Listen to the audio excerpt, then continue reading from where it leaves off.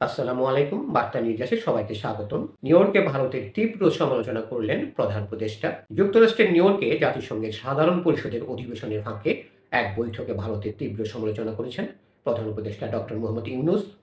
যুক্তরাষ্ট্রের দক্ষিণ ও মধ্য এশিয়া বিষয়ক বিশেষ দূত সার্জিও গোরের সঙ্গে বৈঠকে ভারত সম্পর্কে বিভিন্ন কথা বলেন প্রধান উপদেষ্টা। দর্শক, পরবর্তী খবর পেতে আমাদের চ্যানেলটি সাবস্ক্রাইব করে আমাদের পাশেই থাকুন। প্রধান উপদেষ্টা বলেন, গত বছর গণবিপ্লবকে ভারত ভালোভাবে নেয়নি। এ কারণে ভারতের সঙ্গে বাংলাদেশের সম্পর্ক খারাপ হয়েছে। এ সময় আঞ্চলিক জোট সার্ককেও পুনর্জীবিত করার ব্যাপারেও জোর দিয়েছেন তিনি। বৃহস্পতিবার ভারতীয় সংবাদ মাধ্যম এনডিটিভি এসব তথ্য জানিয়েছে। এদিকে সার্জিও গোরকে গত মাসে ভারতের নতুন রাষ্ট্রদূত হিসাবে নিযুক্ত করেছেন প্রেসিডেন্ট ডোনাল্ড ট্রাম্প। মার্কিন এ উচ্চপদস্থ কর্মকর্তাকে ভারত নিয়ে প্রধান উপদেষ্টা বলেন, ছাত্ররা গত বছর যা করেছে সেটি ভারত পছন্দ করেনি। এ কারণে ভারতের সঙ্গে আমাদের সমস্যা রয়েছে।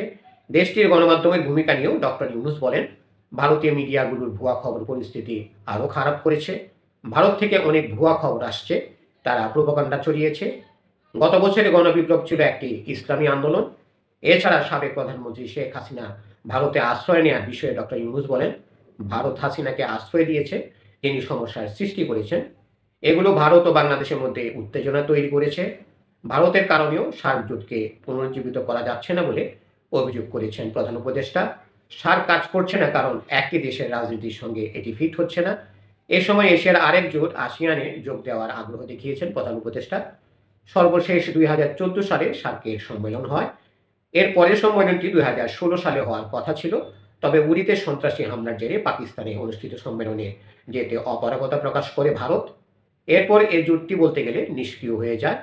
ভারত যদিও এখনও সার্কের সদস্য, কিন্তু তারা পাকিস্তানকে বাদ দিয়ে বিমস্টেককে বেশি গুরুত্ব দিয়ে থাকে। এমনকি ভারত তাদের বিভিন্ন বিষয় বিমস্টেকের মাধ্যমে বাংলাদেশকে জানিয়ে থাকে।